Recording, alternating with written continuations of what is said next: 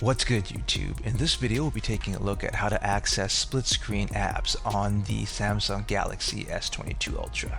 If you like this kind of content, leave a message down below. Don't forget to subscribe, and thanks for watching.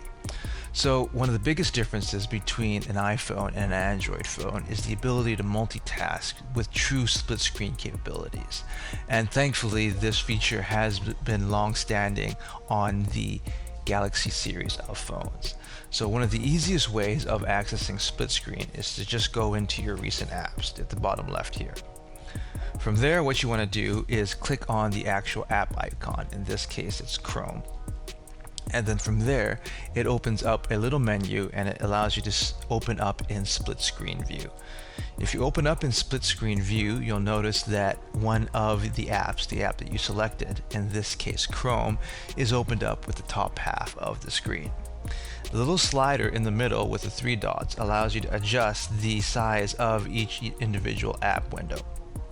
And of course, at the bottom, you can scroll through the list of available apps that you have available to you that you can open up with split screen. You'll also note that you can actually open up two instances of the same app. So if I wanted to open up two instances of Chrome here, I can just select Chrome here, and I'm able to open up a second Chrome window right on the split screen on my Galaxy S22 Ultra. Mystifyingly, this function isn't available by default on the iPhone, and in my opinion, it is one of the game-changing differences between Android and iOS. And with the screen size as big as it is on the S22 Ultra, it's definitely a must-have feature for this kind of phone.